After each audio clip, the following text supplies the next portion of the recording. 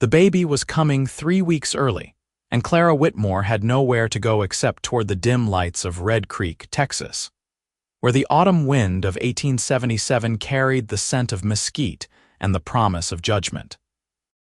She had walked 2 miles already, her swollen belly tight beneath her worn calico dress, one hand pressed against her lower back where the pain had started as a dull ache and now radiated through her spine with each labored step. The dusty road stretched before her in the fading twilight, and she focused on putting one foot in front of the other, her breath coming in short gasps as another contraction seized her body. She stopped, bracing herself against a fence post, waiting for the wave to pass. The baby kicked hard, as if urging her forward, and she whispered soft words of encouragement to the child, who would soon enter a world that had already decided to condemn them both. Red Creek was a small town, barely more than a collection of buildings clustered around a main street, but it had a midwife, Mrs. Harriet Coulson, and that was all Clara needed. She had saved every penny she could from her work as a seamstress in the neighboring town of Dalhart, keeping the coins hidden in a small cloth pouch tied around her waist beneath her skirts. It would be enough to pay for the delivery, she had calculated, enough to ensure that her baby came into the world with skilled hands to guide it. The town was quiet as she entered, most families already inside for supper. Clara could see lamplight glowing in windows, could smell cooking fires, and hear the distant sound of a piano from the saloon at the far end of the street. She made her way to the white clapboard house at the edge of town, where Mrs. Coulson lived, a neat little place with a picket fence and a sign hanging from the porch that read Midwife and Healer. Clara pushed open the gate and made her way up the path, her legs trembling with exhaustion. She knocked on the door, 3 sharp raps, and waited. Another contraction began to build, and she gripped the porch railing, breathing through the pain. The door opened, and Mrs. Coulson stood there, a tall woman in her 50s with iron-gray hair pulled back in a severe bun and sharp blue eyes that took in Clara's condition immediately. "Please," Clara said, her voice barely above a whisper. "The baby is coming. I need your help." Mrs. Coulson's gaze traveled from Clara's face down to her left hand, where no wedding band adorned her finger. Her expression hardened, her mouth pressing into a thin line. "Where is your husband?" Clara had known this question would come, had prepared herself for it, but hearing it spoken aloud still made her stomach clench with something beyond the physical pain. "I have no husband, ma'am, but I can pay you. I have money." "I do not assist unmarried women, Mrs. Coulson said, her voice cold and final. "What you have done is a sin, and I will not be party to helping you bear the consequences of your wickedness. There are homes for women like you, places where you can give birth and surrender the child to a decent family." "Please," Clara said again, desperation creeping into her voice. "The baby is coming now. I cannot make it to any home. I will pay you double." "My answer is no." Mrs. Coulson began to close the door. "I suggest you find somewhere else to go. Perhaps the church will take pity on you, though I cannot imagine why they should." The door shut with a decisive click, and Clara stood on the porch, staring at the painted white wood, feeling tears burn in her eyes. She would not cry. She had not cried when Thomas Brennan had abandoned her upon learning of her condition, had not cried when her father had turned her out of the house, calling her a disgrace to the family name. She would not cry now, but the baby was coming, and she had nowhere to go. Clara made her way back down the path, each step an effort of will. The contractions were coming closer together now, perhaps 10 minutes apart, and she knew she did not have much time. The church was at the other end of town, but she could see no lights burning there, and she doubted the minister would be any more welcoming than the midwife had been. The saloon was out of the question. That left the wilderness, the open prairie that surrounded the town on all sides. She walked past the general store, past the blacksmith shop where the forge had gone cold for the night, past the small hotel where she could not afford a room even if they would rent one to a woman in her condition. At the edge of town, where the buildings gave way to open land, She paused, uncertain which direction to go. Another contraction hit, stronger this time, and she doubled over, pressing her hand against her belly, feeling the hardness of her womb as it prepared to expel the child within. "Miss. Are you all right?" The voice was deep and concerned, and Clara looked up to see a man standing a few feet away, leading a horse by its reins. He was tall, with broad shoulders and sun-darkened skin, dressed in worn denim trousers and a chambray shirt with a leather vest. A wide-brimmed hat shadowed his face, but she could see dark eyes watching her with genuine worry. He appeared to be in his late 20s, perhaps 30 at most, with a strong jaw and calloused hands that spoke of hard work. "I am fine," Clara said automatically, though it was obviously a lie. "You do not look fine, if you will pardon my saying so." He took a step closer, and she could see his face more clearly now.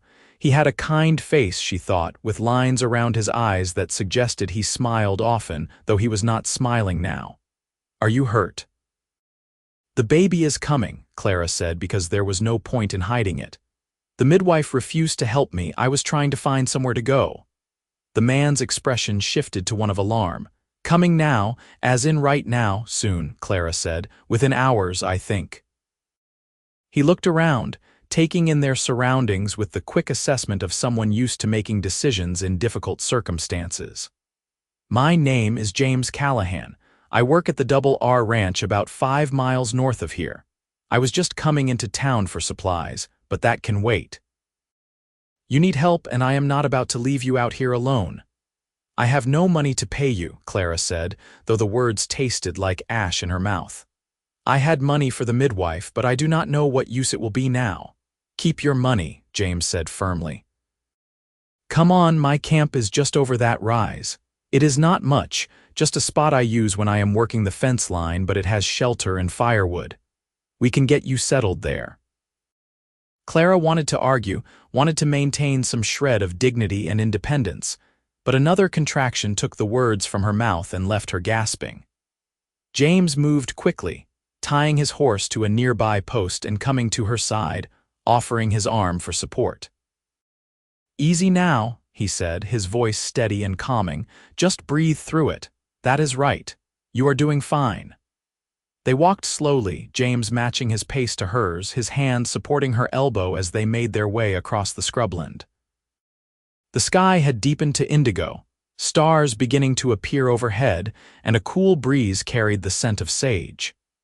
Clara focused on the ground beneath her feet, on the solid presence of the man beside her, on anything except the fear that threatened to overwhelm her. The camp was modest, just a small clearing with a ring of stones for a fire and a lean-to constructed of branches and canvas. James had clearly been staying here for some time, as there were supplies neatly stacked under the shelter and a bedroll laid out on the ground. He helped Clara sit down on a flat rock near the fire pit, then quickly began gathering wood and kindling. "I am going to get a fire started," he said, striking a match and coaxing the flames to life. "It will be full dark soon, and we will need the light. Then I am going to ride back to town and find someone who can help. There must be a doctor or someone with medical knowledge." "The nearest doctor is in Amarillo," Clara said wearily. "That is 2 days' ride from here, and the midwife made her position quite clear." James sat back on his heels, watching the fire take hold. "Then I guess it is going to be you and me," he said simply. "I have delivered calves and foals, helped birth a few colts. I know it is not the same as a human baby, but the principle cannot be too different. Animals manage it in the wild all the time." Clara felt a hysterical laugh bubble up in her throat. "So I am to be treated like a cow giving birth in a field. You are to be treated like a woman who needs help and who is going to get it, whether society approves or not." James's voice was firm but not unkind. "I do not care about your circumstances, miss. I care that you and your baby come through this safely. Everything else is just noise." The simple declaration broke through Clara's defenses in a way that judgment never could. She felt tears spill over, hot tracks down her dusty cheeks, and she wiped them away impatiently. "Thank you," she whispered. "My name is Clara Whitmore. Pleased to meet you, Clara, though I wish it were under better circumstances. James stood and moved to his supplies, pulling out a clean blanket and a canteen of water. Tell me what you need. What can I do to make you more comfortable? Over the next hour, as full darkness fell and the fire crackled and blazed, Clara told James what little she knew about childbirth. She had attended one delivery back in her hometown, helping a neighbor woman, and she remembered the basics. The contractions would continue to increase in frequency and intensity until it was time to push. There would be blood and fluid. The baby would need to be cleaned and kept warm. Beyond that, she could only hope that nature would take its course without complications. James listened intently, asking practical questions, preparing what they would need.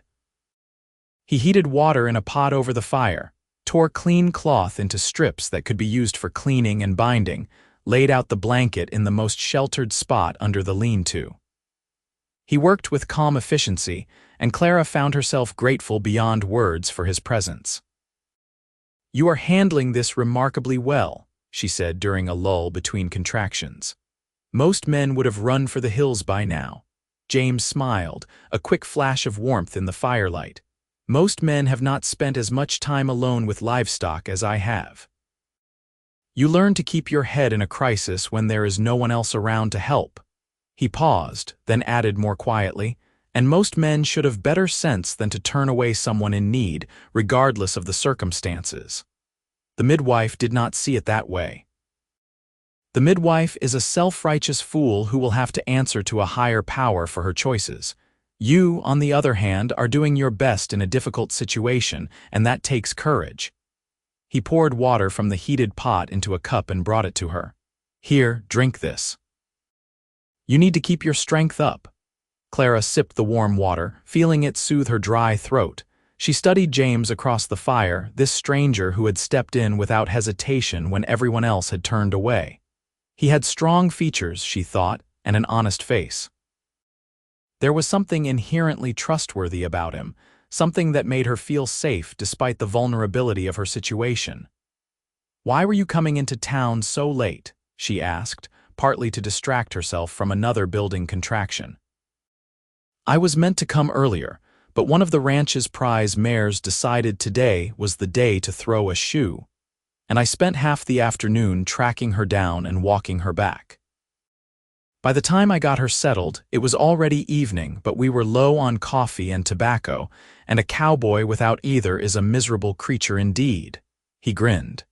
"Guess those supplies will have to wait another day. I am sorry to be keeping you from your coffee." "Clara, I would trade a year's worth of coffee to know you and your baby are safe. Please stop apologizing." The contraction hit hard and Clara gasped, gripping the rock beneath her. James was beside her in an instant, his hand on her back, offering support. "Breathe," he said. "In and out, slow and steady. You are doing great." The pain was intense, a band of iron tightening around her middle, and Clara focused on James's voice, on the rhythm of her breathing, until it finally eased. She was shaking, sweat beading on her forehead despite the cool night air. "They are getting closer," she said.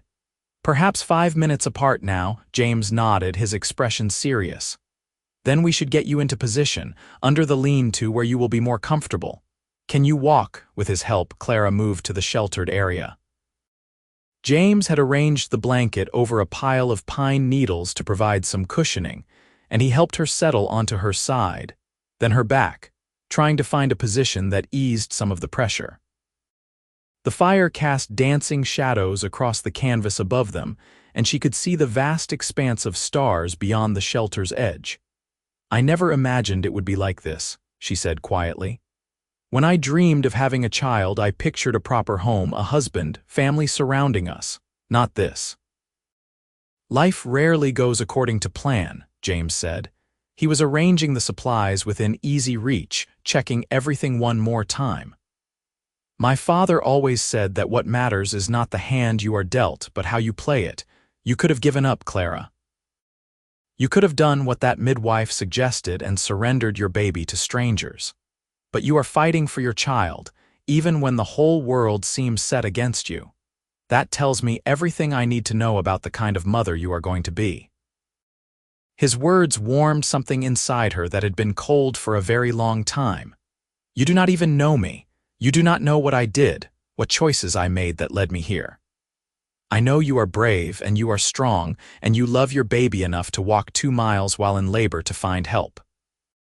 That is all I need to know. James met her eyes in the firelight. The rest is your story to tell if you want to or to keep to yourself if you prefer. It makes no difference to me. Another contraction came, harder than the last, and Clara cried out, unable to hold back the sound. Her hands fisted in the blanket, and she felt James take one of them, letting her grip his calloused palm as the pain crested and held. That is it, he said. Squeeze as hard as you need to. I have wrangled wild horses so I can handle it. The comment surprised a laugh out of her even through the pain, and when the contraction finally released her, she found herself still holding his hand. Tell me about the ranch, she said, needing something to focus on besides the fear. The Double R, you called it. The Double R Ranch, owned by Robert Rutherford. It is a good spread, about 10,000 acres of grazing land with a decent herd of cattle and some of the finest horses in Texas. I have worked there for 5 years now, starting as a regular ranch hand and working my way up to one of the senior wranglers. The pay is fair, the work is honest, and Mr. Rutherford treats his men well. I have a small cabin on the property, nothing fancy, but it is mine. He paused, then continued. I have been saving money with the idea of maybe starting my own place someday. A small ranch, just a few hundred acres to start, enough to run a modest herd. That sounds like a good dream, Clara said. What about you? What were your dreams before all this? Clara thought about the girl she had been a year ago, working in her father's dry goods store, attending church socials, believing the world was basically fair and that good things came to good people. I wanted to be a teacher, she said. I love children and I love books. I thought I could combine the two. But women teachers are expected to be unmarried and above reproach, and I am neither of those things anymore. Your baby will be lucky to have a mother who loves learning. You can teach the child everything you know, pass on that passion.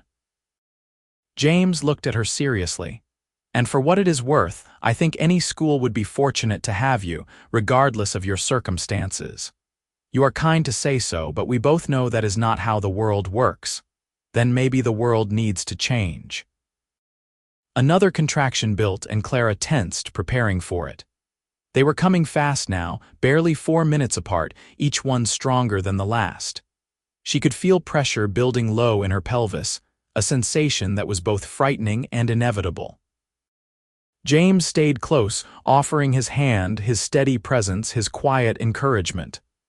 I think it is almost time, Clara said when she could speak again. I feel like I need to push. James took a deep breath, and she saw a flicker of nervousness cross his face before he masked it with determination. All right, tell me what you need me to do. Clara tried to remember everything she had witnessed at that long-ago birth. You will need to see when the baby's head appears. Guide it if necessary, but let it come naturally. Once the head is out, the shoulders are next and they can be tricky. After that, the rest should follow quickly. Her voice shook slightly. And if something goes wrong, if something seems stuck or twisted, you may need to help turn the baby. I can do that, James said, though she heard the uncertainty beneath the confidence. He positioned himself at her feet, giving her as much privacy as the situation allowed. I am going to need to lift your skirts, I am sorry. Modesty seems rather pointless at this juncture, Clara said, and was rewarded with a brief smile. The next contraction came, and with it an overwhelming urge to push. Clara bore down, feeling pressure and pain and a stretching sensation that made her cry out. James's voice came through the haze, steady and calm. I can see the head, just a little bit, but it is there. You are doing it, Clara, keep going. She pushed again with the next contraction, and again, losing track of time as her world narrowed to the basic animal effort of bringing her child into the world. The fire crackled nearby, the stars wheeled overhead, and James Callahan talked her through each push with the same steady competence he might use to gentle a frightened horse. The head is almost there. One more good push, I think. You can do this. Clara gathered every ounce of strength she had left and pushed with the next contraction, feeling something shift and give. James made a sound of surprise and relief. The head is out. The baby has dark hair, lots of it. Hold on, I need to check the cord. His hands were gentle but sure. It is clear. All right, with the next contraction, we need to get the shoulders. This might hurt more, but it will be quick. The pain was beyond anything Clara had imagined, a tearing, burning sensation that made her scream into the night. But James was there, his hands guiding the baby, turning it slightly, and then suddenly the pressure released all at once. Got it. James's voice was filled with wonder. Clara, the baby is here. The baby is out. A thin, wavering cry split the air, the most beautiful sound Clara had ever heard. She was sobbing and laughing at once, trying to sit up, desperate to see her child. Is the baby all right? Please let me see. James was wrapping the infant in clean cloth, his hands shaking slightly as he worked.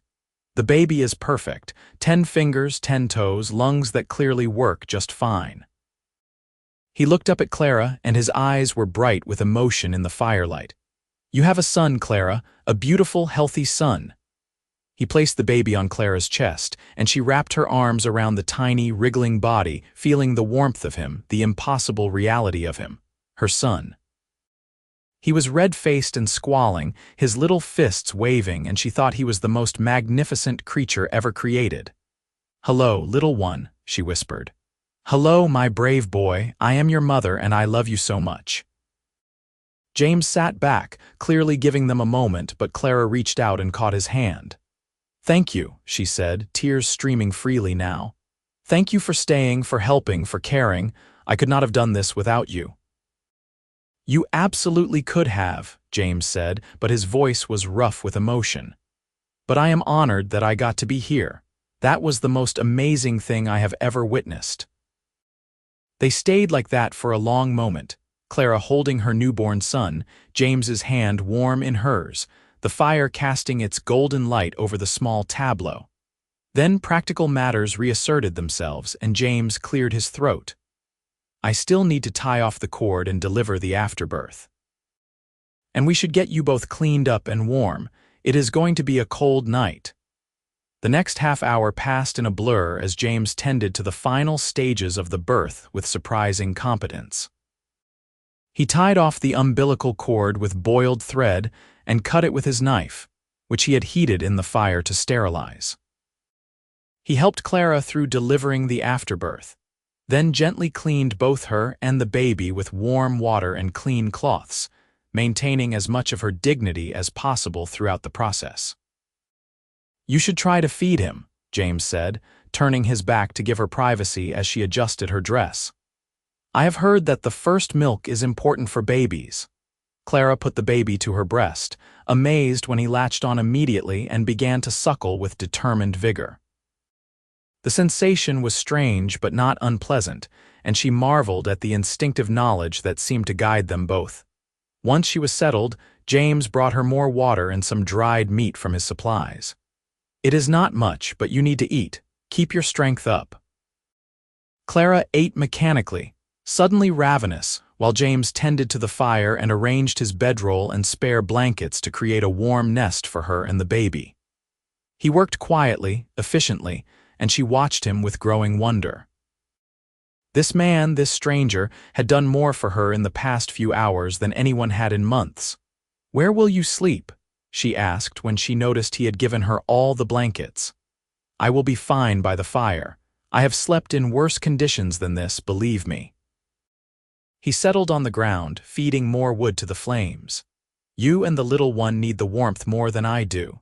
James, I cannot let you freeze on my account. You are not letting me do anything. I am choosing to make sure you are both comfortable. Now stop arguing with me and get some rest. You have been through an ordeal, and you need to sleep while the baby sleeps. Clara wanted to protest further, but exhaustion was crashing over her in waves now that the adrenaline had faded. Her body ached, her eyes burned with tiredness, and the baby had fallen asleep at her breast, his tiny face peaceful and perfect. She adjusted her position carefully, keeping him close to her chest, and let her eyes drift closed. James, she murmured. Yes. I do not know how I will ever repay you for this. There is nothing to repay. Now sleep. Clara slept fitfully, waking whenever the baby stirred, which was often. Each time she opened her eyes, she saw James sitting by the fire, keeping watch. Once she woke to find him humming quietly, a low melody that might have been a hymn or a folk song. Another time, he was whittling something from a piece of wood, the soft scrape of his knife a soothing rhythm in the darkness. As dawn began to lighten the eastern sky, the baby woke crying and Clara struggled to sit up, every muscle in her body protesting. James was there immediately, helping to support her back. Easy now, take your time. He is hungry again, Clara said, fumbling with her dress. Her fingers felt clumsy and useless. That is a good sign, means he is healthy and strong. James moved away to give her privacy, busying himself with making coffee over the fire. The smell of it made Clara's stomach growl. After the baby had nursed and fallen back asleep, Clara accepted a cup of the strong, hot coffee gratefully. The morning was cool and clear, the sky brightening from gray to pale blue. In the daylight, she could see their little camp more clearly, the rough beauty of the landscape around them, all scrub brush and limestone rock and endless sky. "What happens now?" she asked quietly. James took a sip of his coffee, considering. "That depends on what you want. I can take you back to Red Creek if you have somewhere to stay there. Or I can take you to Amarillo, where there might be more opportunities for work and fewer people who know your situation. Or," he paused, "or you could come to the Double R Ranch. I have a cabin there, like I mentioned. It is small, just 2 rooms, but it is weathertight and has a good stove. You and the baby could stay there while you recover and figure out your next steps. I cannot impose on you like that. It is not an imposition if I am offering." James set down his cup and looked at her directly. "Clara, you need time to heal, and the baby needs a safe, warm place to grow. I am gone most days working the ranch, so you would have privacy. And before you worry about propriety, nobody needs to know you are staying in my cabin. As far as the ranch hands are concerned, you could be my cousin or my sister-in-law or whatever story we want to tell. Texas is full of people reinventing themselves and nobody asks too many questions." Clara felt tears prick her eyes again. "Why are you being so kind to me?" "Because somebody should be. Because you deserve kindness. Because that baby deserves a chance at a good life, and he cannot have that if his mother is struggling alone." James's voice was firm but gentle. "And maybe because I know what it is like to be alone and in need of help. My own father died when I was 16, and my mother passed 2 years later. If it had not been for the kindness of strangers, I might not have survived. I am just paying forward what was given to me." Clara looked down at her sleeping son, at his perfect little face and his tiny, curled fists. She thought about her options, which were precious few. She had no family left who would take her in, no friends who would risk their reputations to help an unmarried mother. She had a little money, but not enough to last more than a few weeks, and she could not work while caring for a newborn. "If I accept your offer, it will only be temporary," she said slowly. "Just until I am strong enough to find work and a place of my own. I will not be a burden to you. You are not a burden, but I understand. Temporary is fine. Take all the time you need." They finished their coffee as the sun rose fully, painting the landscape in shades of gold and amber. James saddled his horse, a sturdy buckskin gelding named Buck, and carefully helped Clara mount, placing her and the baby in the saddle before swinging up behind them. It was a tight fit, but his arms came around on either side of her, keeping her and the baby secure, and Clara found herself leaning back against his solid chest, grateful for the support. The ride to the Double R Ranch took a little over an hour at a careful walk. James talked as they rode, pointing out landmarks, telling her about the ranch and the men who worked there. Mr. Rutherford had 3 sons, all of whom helped run the operation. There were about 20 regular hands, plus additional help during roundup and branding season. The ranch ran primarily cattle, but they also broke and trained horses, which was James's specialty. "My cabin is on the western edge of the property," James explained. It was originally built for the line rider who used to patrol the fence, but when he retired, Mr. Rutherford let me have it. It is a bit isolated, which most of the other hands did not want, but I appreciate the quiet. They passed through a gate marked with the double R brand, and the ranch spread out before them, vast and impressive. Clara could see cattle dotting the grassland, a creek winding through the property, and in the distance, the main ranch house and outbuildings. James guided Buck away from the main complex, heading west across a meadow. His cabin came into view, a sturdy log structure with a stone chimney and a small porch. It was indeed small, but it looked well-maintained, with glass windows and a solid door. James dismounted first, then carefully helped Clara down, supporting her weight as her stiff legs adjusted to solid ground. "Welcome to Casa Callahan," he said with a smile, pushing open the door. The interior was simple but clean, exactly what Clara might have expected from a bachelor cowboy. The main room held a cast iron stove, a small table with 2 chairs, some shelves with dishes and supplies, and a narrow bed pushed against one wall. A doorway led to what must be the second room, and she could see it was even smaller, perhaps meant for storage. "You and the baby take the bed," James said immediately. "I will rig something in the other room for myself. James, this is your home. I cannot take your bed. You can and you will. Do not make me use my stern voice." He grinned to take the sting out of the words. "Seriously, Clara, I have slept on the ground for weeks at a time during cattle drives. A bedroll on a wooden floor is luxury by comparison." He spent the next hour settling them in, building a fire in the stove, heating water, showing Clara where everything was kept. He brought in fresh water from the pump outside and filled a large basin so she could wash properly. He even found an old crate that he lined with blankets to serve as a cradle for the baby. "What will you tell people?" Clara asked as he prepared to leave for his work on the ranch. "About me being here," James thought for a moment. "How about this? You are my widowed cousin from back east. Your husband died recently, and you came out to Texas to make a fresh start. I am helping you get settled until you can get on your feet." That should satisfy anyone's curiosity without inviting too many questions. "And the baby, your late husband's son, nobody needs to know the timing does not quite line up." James pulled on his hat. "I will be back by sundown. There is food in the pantry, and if you need anything urgently, the main house is about a mile that way." He pointed east. "Mrs. Rutherford is a good woman. She would help if you needed it." "I will be fine," Clara said, though she felt a flutter of nervousness at being left alone in this strange place. James paused at the door, looking back at her. "You are going to be more than fine, Clara. You are going to be just fine."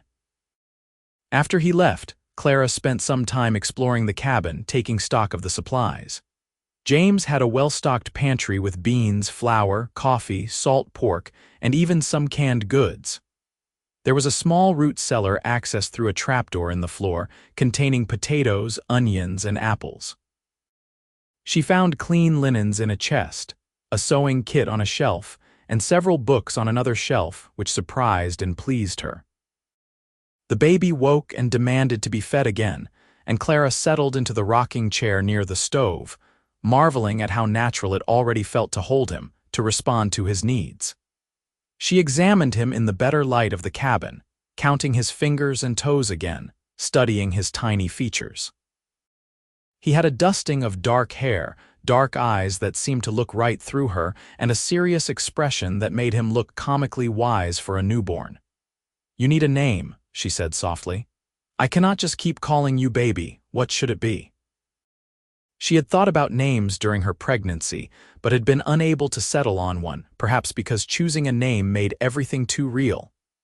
Now, looking at her son, one name rose above all others. "Samuel," she said. "After my grandfather, he was a good man, kind and strong. I hope you grow up to be like him." "Samuel Whitmore." She paused, then corrected herself. "Or maybe Samuel Callahan, at least while we are here, to keep the story straight." The baby, Samuel, yawned and promptly fell asleep again, and Clara carefully placed him in his makeshift cradle. She found herself exhausted despite having slept, her body still recovering from the ordeal of birth. She lay down on the bed just for a moment and was asleep within seconds. She woke to the sound of the door opening and sat up quickly, disoriented and alarmed until she saw James entering with his arms full of packages. "Sorry, I did not mean to startle you," he said. "I brought some things I thought you might need." Clara watched in amazement as he unpacked diapers made of soft cotton, a few tiny gowns suitable for a baby, a bottle and rubber nipple in case nursing became difficult, and even a length of pretty calico fabric. "James, this is too much. You have already done so much." "It is not too much. It is what is needed." He looked almost embarrassed. "I asked Mrs. Rutherford what a new mother and baby might require. I hope I got the right things. She wanted to come meet you herself, but I said you were too tired for visitors just yet." "What did you tell her?" The cousin's story. "She accepted it without question and said to let her know if you need anything else. She is a mother of 3 boys herself, so she understands what you are going through." Clara felt overwhelmed by his thoughtfulness. "How can I ever thank you properly?" "You can start by stopping trying to thank me," James smiled. "How are you feeling? How is Samuel? You heard me name him." "I heard you talking when I came up to the cabin. Samuel is a good, strong name." Over the next few weeks, a routine developed. James left early each morning for his work on the ranch, returning in the evening. Clara spent her days caring for Samuel, cooking meals, and gradually putting the cabin to rights.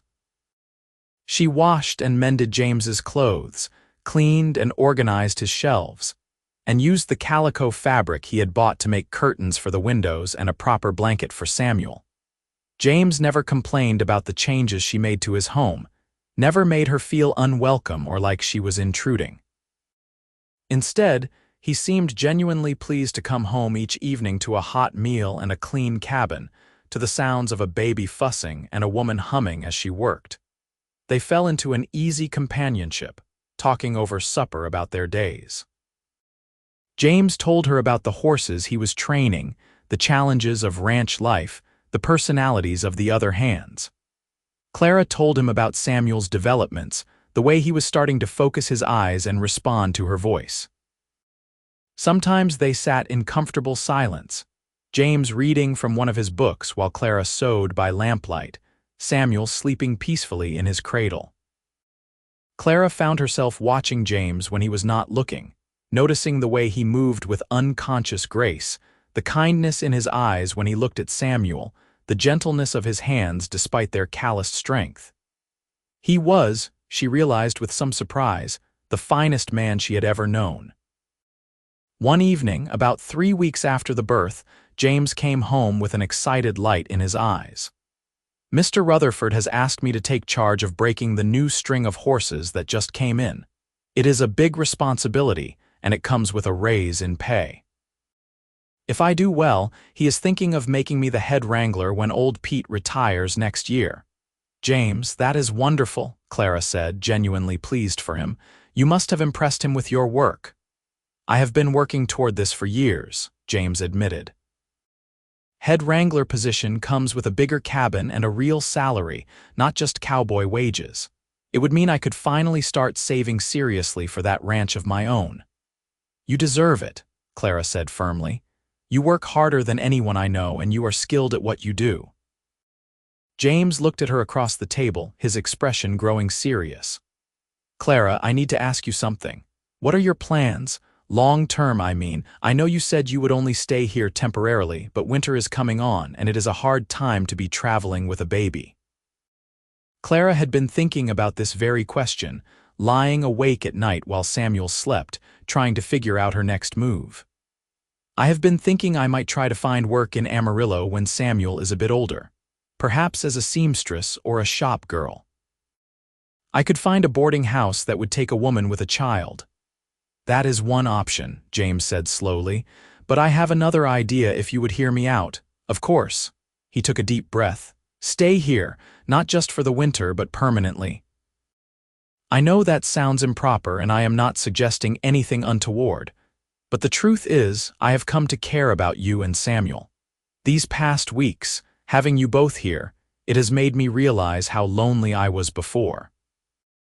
Coming home to an empty cabin night after night, eating cold beans from a can, never having anyone to talk to. Now I come home to warmth and good food and conversation, to the sound of a baby laughing and the sight of you smiling. It has made this place feel like an actual home. Clara's heart was beating hard in her chest. What exactly are you proposing? I am proposing that we get married, for practical reasons, he added quickly. It would give you and Samuel security and respectability. You would be Mrs. James Callahan, and nobody could question your right to be here or Samuel's legitimacy. In return, you would keep the house and cook the meals, and I would provide for you both. We could continue as we have been, companions sharing a home, and if someday you decide you want to leave, I would not hold you to the arrangement. Clara stared at him, her mind reeling. You would marry me knowing that Samuel is not yours, knowing my history. Your history does not matter to me. What matters is the woman you are now, the mother you are to Samuel, the friend you have become to me. James reached across the table and took her hand. I am not asking you to love me, Clara. I am asking you to let me help you build a life, a safe and secure life for you and your son. Love is something that can grow over time if it is meant to. For now, friendship and respect are enough. Clara felt tears welling in her eyes. It was the kindest proposal she could imagine, free of demands or expectations, offered from genuine care. But was it fair to him? To bind himself to a woman and child out of pity? You do not pity me, do you? She asked. Because I could not bear that. I do not pity you, James said firmly. I admire you. You are one of the strongest people I have ever met, and I think we could make a good team, you and I, partners in building something worthwhile. Clara looked down at their joined hands, his tanned and work-roughened, hers small and pale against his. She thought about the alternative, about trying to make her way alone in the world with a baby, about the judgment and hardship that would follow her wherever she went. And she thought about this man who had delivered her son by firelight, who had opened his home without hesitation, who treated her with more respect and kindness than anyone ever had. Yes, she said softly. Yes, I will marry you, James Callahan. His face lit up with a smile that transformed him from handsome to truly beautiful. You will, you mean it, I mean it, on one condition. Name it. That if you ever come to regret this decision, if you ever meet someone you truly love and want to marry, you will tell me. I would not want to stand in the way of your happiness. Clara, I am choosing this. I am choosing you and Samuel. That is not going to change. He squeezed her hand gently. But I promise if things ever change for either of us, we will talk about it honestly. Is that fair? That is fair. They were married 2 weeks later by a traveling preacher who came through the area. It was a simple ceremony, held in the main ranch house with Mr. and Mrs. Rutherford and a few of the ranch hands as witnesses. Clara wore a dress that Mrs. Rutherford had helped her make from the fabric James had bought, a simple but pretty frock in a soft blue that brought out the color of her eyes. James wore his best shirt and pants, his hair neatly combed, his face shaved smooth.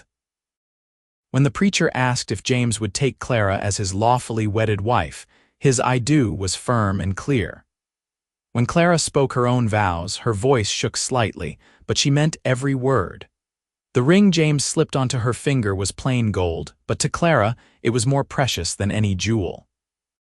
After the ceremony, Mrs. Rutherford had prepared a small celebration meal, and Clara found herself surrounded by warmth and well wishes from people who had no idea she had been a social outcast mere weeks ago. They admired Samuel, congratulated James on his new family, and treated Clara like she had always been one of them. That night, back in the cabin, they put Samuel to bed in his cradle, and Clara felt suddenly, overwhelmingly nervous. They were married now. What did James expect from her? As if reading her thoughts, James cleared his throat. I will still sleep in the other room like I have been. Nothing has to change unless you want it to. Clara felt a rush of gratitude and relief, but also something else, something she did not quite have a name for yet. Thank you for being patient with me. Take all the time you need. We have the rest of our lives to figure this out. As autumn deepened into winter, Clara found her life settling into a rhythm she had never imagined possible. The cabin stayed warm and cozy despite the cold winds that swept across the plains. She cooked hearty meals, baked bread, and even tried her hand at some of the preserves Mrs. Rutherford taught her to make. Samuel grew and changed daily, becoming more alert, starting to smile and coo. James was patient and gentle, never pushing for more than Clara was ready to give, but slowly, something began to shift between them. She found herself waiting eagerly for him to come home each evening, watching the door and listening for the sound of his footsteps. She noticed the way his eyes crinkled when he smiled, the way his voice softened when he talked to Samuel, the strength in his arms when he helped her with heavy chores. And James, for his part, looked at her with increasing warmth, with something that went beyond mere friendship or respect. He brought her small gifts from town, a length of ribbon for her hair, a book he thought she might enjoy, a rattle for Samuel. He praised her cooking extravagantly, thanked her for every small thing she did, and made her feel valued in a way she never had before. One evening in December, they were sitting by the fire after supper. Samuel was asleep in his cradle, and snow was falling softly outside the windows. James was teaching Clara to play checkers, and she was laughing at her own terrible strategy. "I am horrible at this," she said, watching him jump 3 of her pieces in one move. "You just need practice," James said, grinning. "Though I admit, you may be the worst checkers player I have ever encountered. I was never good at games. My father always said I had no head for strategy." "Your father was a fool, if you will pardon my saying so. You have plenty of strategic thinking. You just apply it to more important things than board games." Clara looked up at him, at the firelight playing across his features, and felt something warm unfurl in her chest. "James?" "Yes." "I am glad I married you. Not just for practical reasons, but because you are a good man and I am happy when I am with you." James's expression softened. "I am happy too, Clara, happier than I have been in years, maybe ever." They looked at each other across the checkerboard, and the air between them seemed to thicken with unspoken things. Clara felt her pulse quicken, felt a pull toward this man who had become so important to her. Almost without thinking, she leaned across the table and James met her halfway, his lips brushing hers in the softest, most tentative of kisses. It was brief, barely more than a touch, but when they pulled apart, they were both smiling. "I've wanted to do that for weeks," James admitted, his voice low.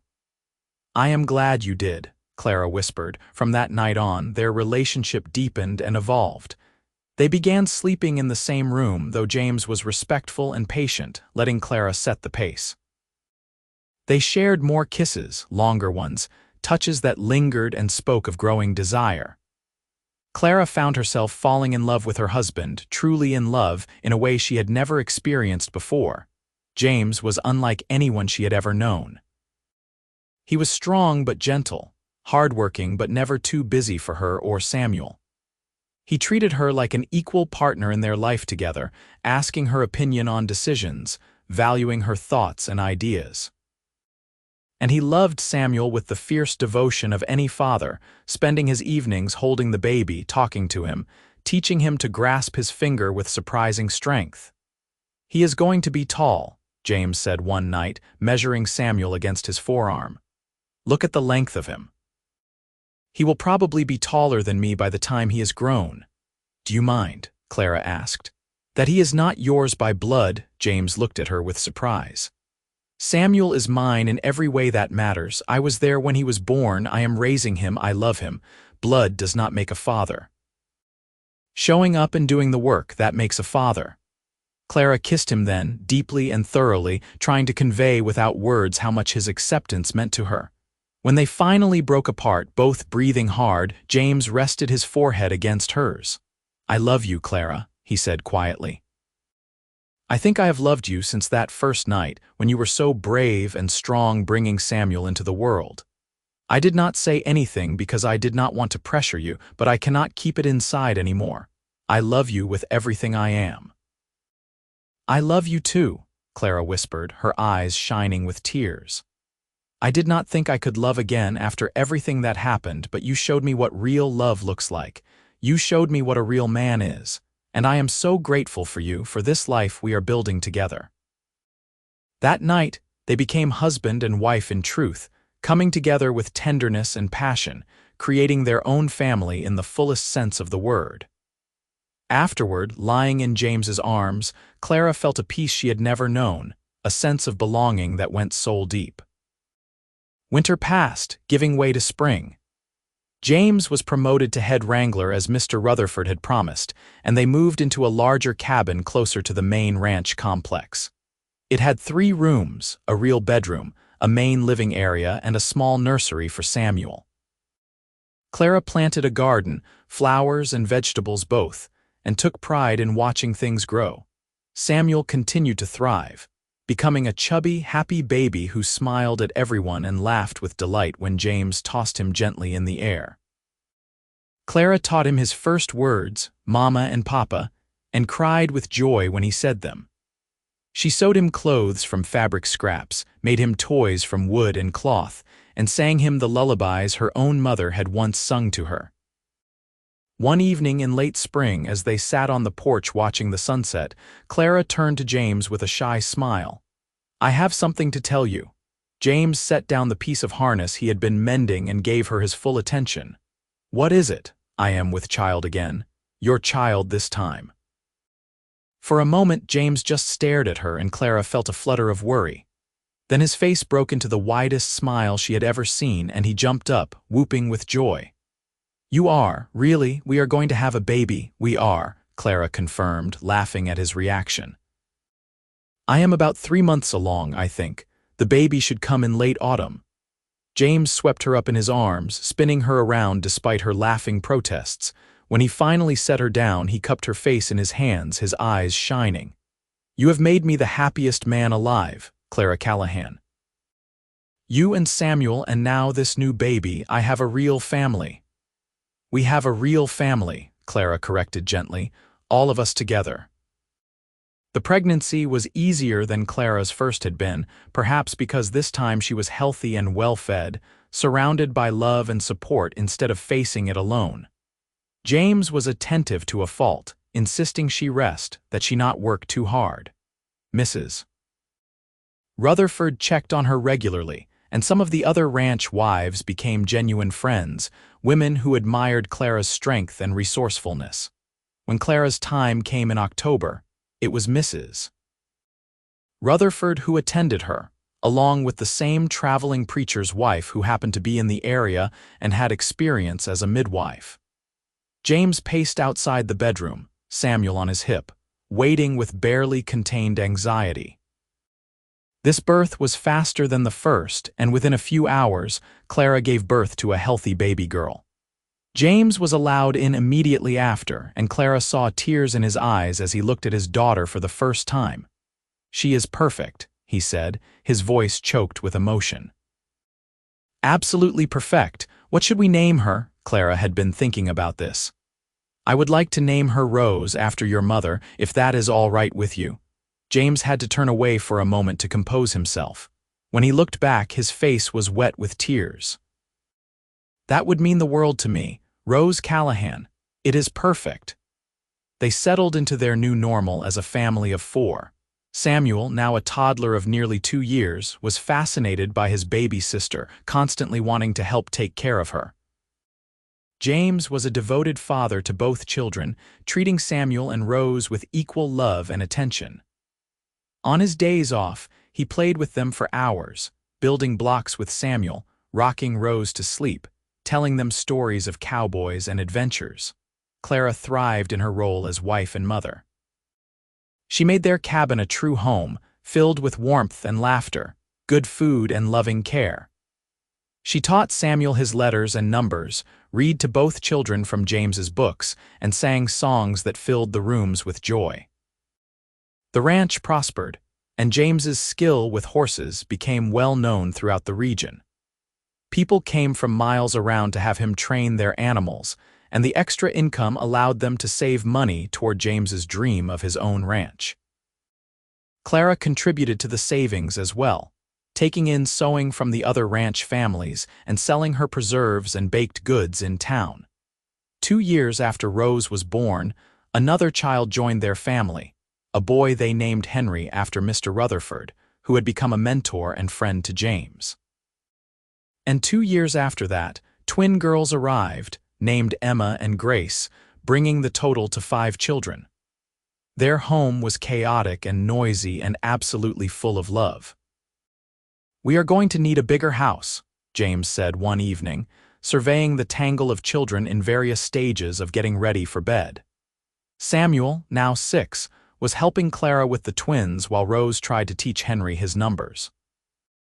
"We are going to need our own ranch at this rate," Clara said with a laugh. "These children are going to eat us out of house and home once they are older." James pulled her close, kissing the top of her head. "Then I guess I better hurry up with those plans. I have been talking to Mr. Rutherford, and he knows of a property for sale about 20 miles north of here. 300 acres with good water and grazing land. He says he would be willing to lend me the money for it, and I could pay him back over time." Clara looked up at him, her eyes shining. "Do you mean it?" "Your own ranch, finally." "Our ranch," James corrected. "Yours and mine and the children's, a place we can build together, pass down to them someday. What do you think?" "I think it sounds perfect," Clara said. "I think it sounds like a dream come true." It took another year of planning and saving, but finally, the deal was completed. James and Clara became the proud owners of the Circle C Ranch, named for their family. It was hard work building their operation from scratch, but they had help from friends and fellow ranchers, including Mr. Rutherford and the hands from the Double R who pitched in during their free time. They built a sturdy ranch house with enough bedrooms for all the children and room to grow. They constructed a barn, corrals, and outbuildings. James started their herd with cattle purchased on credit, and he broke horses for sale to bring in additional income. Clara planted an extensive garden and orchard, raised chickens for eggs and meat, and managed the household with the same efficiency she brought to everything. The children grew and thrived, each developing their own personalities. Samuel was serious and studious, already talking about becoming a lawyer someday, though he loved the ranch and worked it alongside his father. Rose was adventurous and fearless, as comfortable on horseback as any of the ranch hands. Henry was gentle and thoughtful, with a gift for gentling even the wildest animals. And the twins, Emma and Grace, were inseparable, finishing each other's sentences and getting into mischief together. One evening, about 10 years after Clara and James had first met, they sat together on the porch of their ranch house, watching the sun set over land they owned, watching their children play in the yard.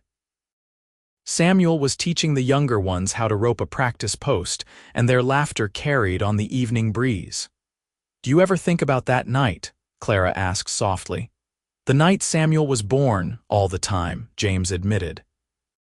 "I think about how different things might have been if I had ridden into town an hour earlier or later, if I had not seen you, if I had not stopped to help. I think about it too, about how I thought my life was over, that I had ruined everything. And then you appeared, like an answer to a prayer I had not even known to say." Clara reached over and took his hand. "You saved my life that night, James. You saved both of us." "You saved mine too," James said. "I just did not know I needed saving until you showed me what life could be. Before you, I was just existing, going through the motions. You taught me what it means to really live, to love, to be part of something bigger than myself." They sat in comfortable silence for a while, hands clasped, watching their children. Then Samuel looked up and waved at them, and they waved back, their hearts full to bursting with love and gratitude. "We did good, did we not?" Clara said. "You and I together, we built something beautiful." "We did," James agreed, "and we are not done yet. We still have years and years ahead of us, watching these children grow up, maybe welcoming grandchildren someday. We have an entire lifetime together, Clara, and I intend to cherish every moment of it." "As will I," Clara said, leaning her head on his shoulder. As the stars began to appear overhead, and the children's laughter faded to tired yawns, James and Clara remained on the porch, holding hands and counting their blessings. They had come from such different places, from loneliness and desperation and judgment, to find each other in the most unlikely of circumstances. A midwife had turned Clara away, but a cowboy had stayed, delivering her baby by firelight and, in the process, delivering them both into a new life filled with love and purpose. The years continued to pass in a rhythm of seasons and celebrations.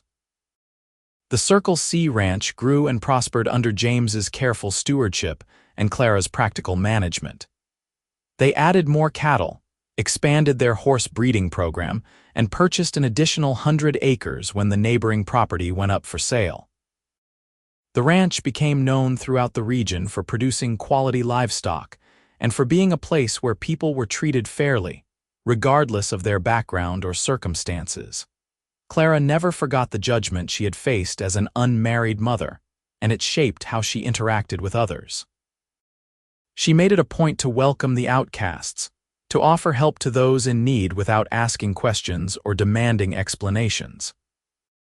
More than once, a young woman in difficult circumstances found her way to the Circle C, and Clara always found work for them, a place to stay, and most importantly, kindness without judgment.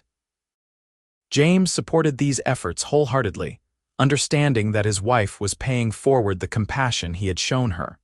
Samuel grew into a fine young man, eventually leaving the ranch to attend college in Austin, where he studied law as he had always dreamed. But he never forgot his roots, and he returned every summer to help with the ranch work and to remind himself of the values his parents had instilled in him. He became a lawyer who specialized in helping those who could not afford representation, who fought for the underdog and the forgotten. When he was 23, Samuel brought home a young woman named Margaret, a schoolteacher with intelligent eyes and a quick smile. At dinner that first night, he told his parents that he wanted to marry her, and Clara saw in Margaret's face a kindness and strength that reminded her of herself at that age. "Does she know?" Clara asked Samuel later when they had a moment alone. "About how you were born, about your true father." "She knows everything," Samuel said, "and she loves me anyway. Just like James loved you anyway, you taught me that a person's past does not define their worth, and I intend to live by that lesson."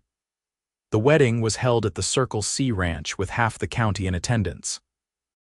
As Clara watched her son marry the woman he loved, as she saw the happiness on his face, she felt tears of joy streaming down her cheeks.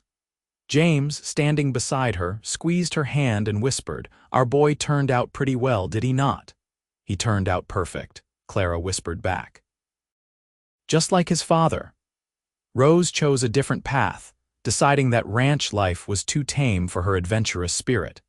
At 18, she married a ranger named Daniel Morrow, and the two of them spent their years traveling the Texas frontier, helping to establish law and order in the wild places. She wrote letters home filled with exciting stories, and whenever they passed near the Circle C, she and Daniel would stop for a visit, filling the house with their energy and tales of adventure. Henry stayed on the ranch, developing his gift with animals into a real talent. He became known as someone who could gentle the wildest horse, who could heal a sick animal when others had given up hope. He eventually took over much of the day-to-day running of the ranch, allowing James to slow down a bit as he got older. At 21, Henry married a neighbor's daughter, a sweet girl named Alice who loved the ranch life as much as he did. And they built a house on the eastern edge of the Circle C property, close enough to help but far enough to have their own space. The twins, Emma and Grace, were inseparable throughout their childhood and remained so as adults. They opened a dress shop in the nearby town of Dalhart, which had grown considerably over the years. Their designs were popular, and they made a good living creating beautiful clothes for the women of the region. Neither of them married, though they had plenty of suitors, choosing instead to remain together and run their business. Clara understood, having raised them to know that a woman's worth was not defined by whether she had a husband. As Clara and James entered their 50s, they began to slow down, letting their children take on more of the work while they enjoyed the fruits of their labor. They had grandchildren now, a growing brood of little ones who loved nothing more than visiting Grandma and Grandpa at the ranch, hearing stories of the old days, learning to ride horses and rope steers. One autumn evening, nearly 30 years after that fateful night when Samuel had been born, Clara and James sat together in the rocking chairs on their porch, wrapped in blankets against the cooling air. They had been talking about their life, reminiscing about all they had been through, all they had built together. "Do you have any regrets?" James asked, a question that had been on his mind lately as he reflected on his life. Clara considered this seriously. "I regret the pain I caused my family when I was young. I regret trusting someone who did not deserve it, but I cannot regret the path that led me to you and to this life. Everything I went through, all the hardship and judgment, it was worth it to end up here." "I feel the same way," James said. "If I had not been running late that day, if the mare had not thrown her shoe, I never would have met you, and my life would have been so much emptier. You gave me everything, Clara. A family, a home, a purpose. You made me into the man I was meant to be." "We made each other," Clara corrected gently. "You taught me that I was worthy of love and respect. You showed me what real strength looks like, what true kindness means. We were both broken in our own ways, and we healed each other." They rocked in comfortable silence, watching the sun paint the sky in shades of orange and pink. In the distance, they could see Henry and Alice's children playing near the barn, and the sound of their laughter carried on the evening breeze. "I have been thinking," James said slowly, "about that night, about how scared I was that something would go wrong, that I would fail you when you needed me most. But I think about what you said, about how you thought your life was over, and look at what happened instead.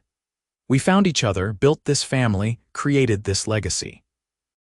It makes me wonder if maybe there is some kind of plan to things, some reason why events unfold the way they do. I used to think life was random and cruel," Clara admitted. "But then you came along and showed me differently. Maybe there is a plan, or maybe we just make the best of what we are given. Either way, I am grateful for every day we have had together." James reached over and took her hand, their fingers intertwining with the ease of 3 decades of practice. "I love you, Clara Callahan. I loved you then, I love you now, and I will love you until my last breath and beyond. And I love you, James. My hero, my husband, my best friend. Thank you for giving me a life I never dared to dream of." They stayed on the porch until the stars came out, until the children had been called inside for supper, until the night air grew too cold to ignore. And then they went inside their house, the house they had built together, filled with the memories of a lifetime of love and laughter and hard work. Over the next decade, Clara and James watched their grandchildren grow, welcomed great-grandchildren, and continued to be the heart of the Circle C Ranch even as their bodies grew frailer and their steps slower. They celebrated their 40th anniversary with a huge party that brought together friends and family from across Texas, a testament to the life they had built and the respect they had earned. Samuel had become a district judge, using his position to ensure fair treatment for all who came before his court. Rose and Daniel had retired from ranging and bought a small spread near the Circle C, wanting to be close to family in their later years. Henry and Alice had 4 children of their own, all of whom worked the ranch and showed signs of carrying on the family legacy. And Emma and Grace's dress shop had expanded to 3 locations, making them successful businesswomen. When Clara was 68 and James 70, they sat their children down one evening and told them it was time to officially hand over the ranch. Henry would take the lead role, with support from his siblings, and Clara and James would remain in the main house as long as they were able, offering advice and wisdom when asked, but no longer carrying the burden of daily decisions. "You all have made us so proud," Clara said, looking around at her grown children and their families. "Every one of you has become exactly who you were meant to be, and you have done it with integrity and compassion. That is the greatest gift parents can receive. We learned from the best, Samuel said, speaking for all his siblings. You and Dad taught us that where you come from does not matter as much as where you are going. You taught us to help those in need, to stand up for what is right, and to always, always lead with love. Those lessons shaped our lives. That night, after everyone had gone home and the house was quiet, Clara and James lay in bed together, as they had for nearly 40 years. Clara's hair was silver now, and James's face was lined with the years of sun and wind, but when they looked at each other, they still saw the young people they had been that night by the fire. We did it, Clara whispered. We built a life, raised a family, created something that will outlast us.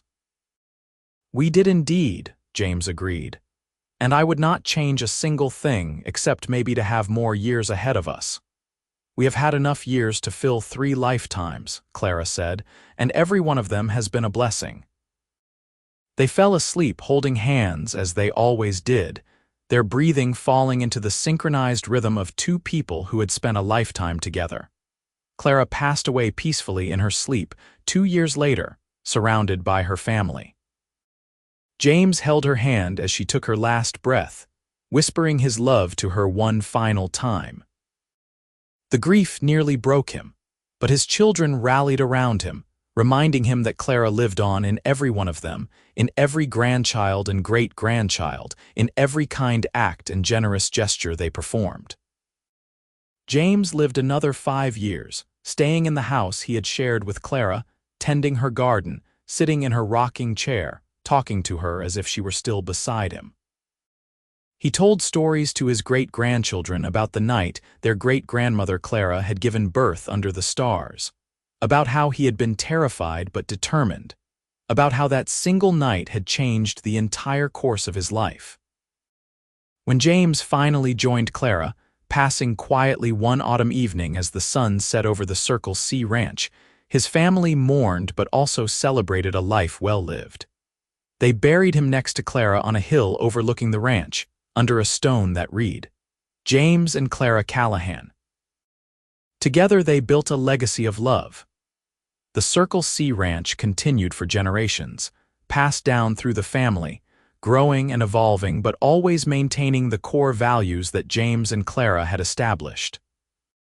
The story of how they met, of the midwife who turned Clara away and the cowboy who delivered her baby by firelight, became a family legend, told and retold to remind each new generation that compassion and courage can change lives. In the end, what had begun as an act of desperation on a dusty Texas road had blossomed into a love story for the ages, proving that sometimes the most beautiful things grow from the hardest circumstances. Clara and James had found each other in the darkness, and together they had built a light that would shine for generations, a testament to the power of kindness, love, and the courage to help someone in need. Their story was not just about survival, though they had certainly survived difficult times. It was about choosing love over judgment, compassion over condemnation, hope over despair. It was about 2 people who refused to let circumstances define them, who instead defined themselves by how they treated others and how they built their life together. And on clear autumn nights, when the stars shone bright over the Texas prairie and the wind carried the scent of sage and mesquite, those who lived on the Circle C Ranch could almost hear the echo of laughter from long ago, the sound of children playing and the voices of Clara and James, forever young, forever in love, forever together in the place they had made home. The legacy they left was not just land or cattle or success. It was the understanding that every person deserves dignity, that family is built through love and commitment rather than just blood, and that a single act of kindness can ripple forward through time, changing lives in ways that can never be fully measured. That was the true gift of James and Clara Callahan, a gift that their descendants carried forward into the world, ensuring that the light they had kindled on that long-ago night by firelight would never be extinguished, but would continue to burn bright, warming all who came near it, for as long as their story was remembered and their values were upheld. And so their story ended not with sadness, but with joy, not with loss, but with abundance, not with separation, but with the eternal connection of two souls who had found each other against all odds and had built something beautiful and lasting from the most unlikely beginning. The cowboy and the woman he helped had become so much more than that. They had become partners, lovers, best friends, and ultimately, legends whose love story would inspire generations to come.